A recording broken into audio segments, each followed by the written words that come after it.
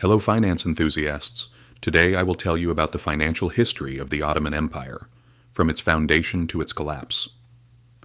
The Ottoman fiscal system was one that was born through conquest, reached its peak, and later struggled with structural crises and foreign debts. In its early years, the Ottoman economy relied entirely on conquest. 1/5 of the spoils from conquered lands went to the Sultan, while the rest was distributed among peasants and sipahis, cavalrymen.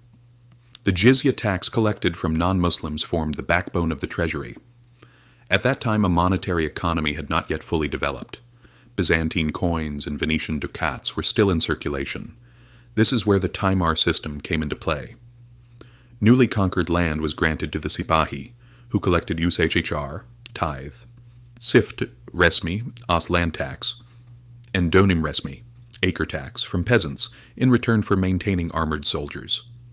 In this way, the central army was financed while keeping bureaucratic costs to a minimum. With the conquest of Istanbul in 1453, the financial structure changed. Galatapur overflowed with customs revenues, and Balkan mines provided the raw material for the akçe silver coin.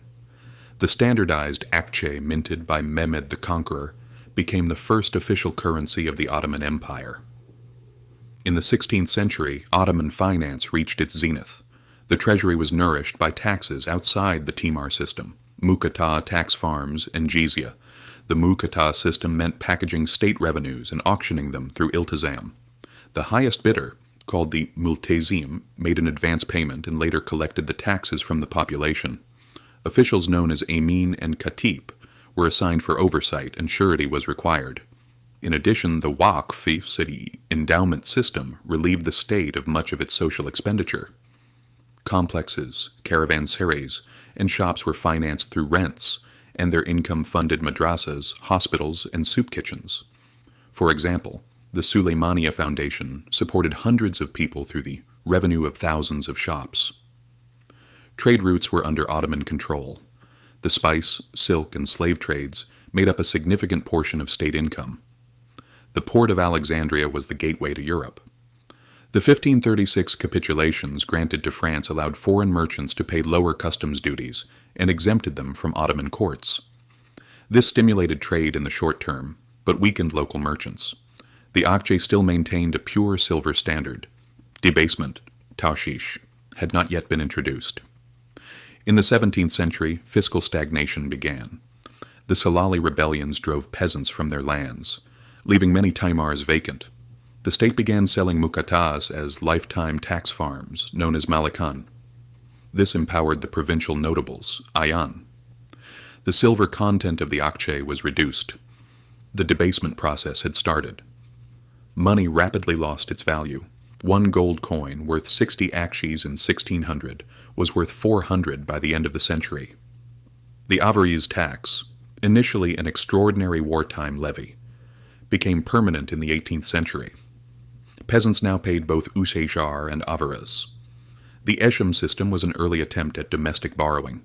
Revenues from mukatas were divided into shares, sold to the public, and offered annual returns. Traces of foreign borrowing also appeared during this period. Small loans were taken from the Dutch and repaid on time. In the 18th century, Sultan Mahmud II sought to centralize the fiscal system. The timar system was abolished, and taxes were to be collected directly by state officials. However, corruption and regional autonomy weakened the system. Egypt's autonomy cut off its cotton revenues, delivering a blow to the treasury. The Kaimi-i Mutbeer, the first paper money experiment, quickly lost value due to debasement. The Tanzimat reforms introduced a modern budget law aimed at balancing income and expenditure. The agricultural bank, Ziraat Bankası, provided credit to peasants, though high interest rates limited its effectiveness.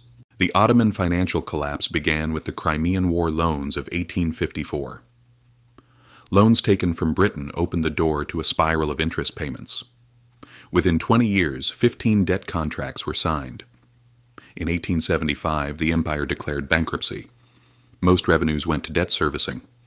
With the establishment of the Duyun-u Public Debt Administration in 1881, European creditors began collecting taxes on salt, tobacco, silk, and fisheries directly. The Ottoman treasury effectively fell under foreign control.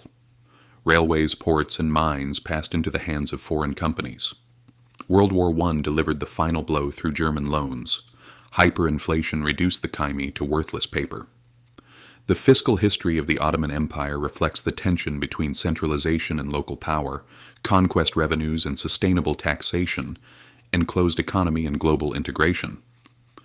The timar system dissolved feudalism, but failed to evolve into a modern bureaucracy. The capitulations boosted trade temporarily, but undermined sovereignty. Foreign debts were saviors in the short run, but executioners in the long run.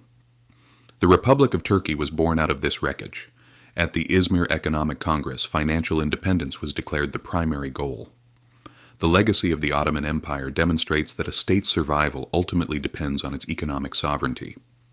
Our next video topic is medieval Europe's monetary chaos, from barter to coins. Enjoy watching in advance and don't forget to subscribe for more videos.